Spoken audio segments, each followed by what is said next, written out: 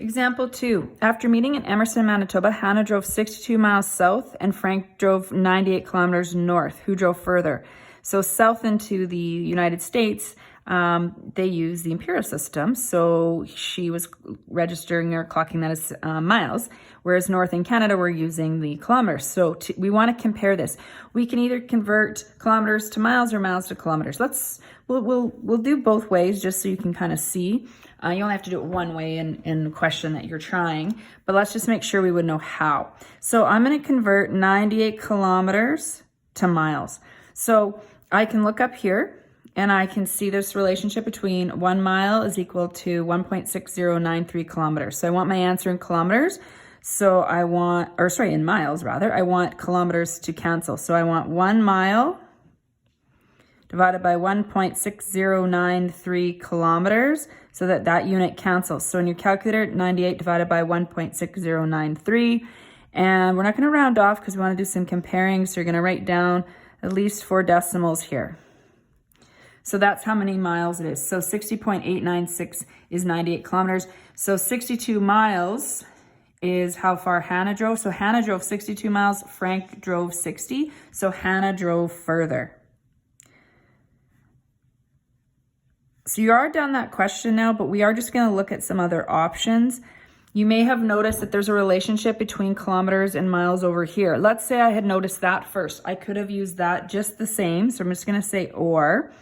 I could take my 98 kilometers and I want to multiply it by 0.6214 miles over 1 kilometer. So my calculator, I'm going to go 98 times 0.6214 and I'm going to get 60.8972. So it supports my answer that 60 is still less than 62 miles. Now notice these are very close, 0.89, etc. But they're not quite exactly the same because these are rounded off numbers. You'll notice that in this particular textbook, they use some even more rounded answers like 1.6, for example, and 0.6. So you're going to notice some more discrepancies. So when you're checking your answers in your homework, you may have some slight rounding errors, but we're going to use the more accurate data that we have, as that's what's on our formula sheet here as well. So just keep that in mind when you're practicing your homework questions.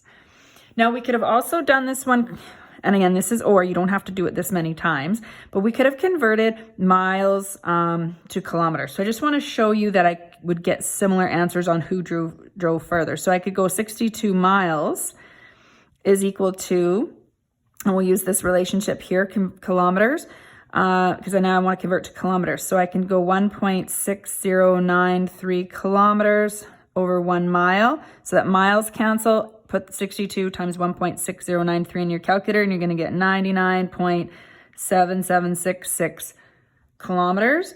So again, 98 kilometers, this is further. So Hannah drove further still. So this is still true. I could have also converted 62 miles to kilometers using this relationship here and went 1 kilometer, because I want kilometers now to remain, over 0.6214 miles. So you're going to go 62 divided by this number and you're going to get 99.7747 kilometers. So again, you get the same answers, some rounding discrepancies because these are all rounded answers. They're approximate values, we say. So no matter what, you get the same answer. You do not need to do this 4 times. You would only need to do this once, but you would make sure your work is clearly shown so that it's evident which ratio you're using. So notice when you're going from kilometers to miles, you're using these ratios. When you go the opposite, it's these ratios flipped upside down to get the same results.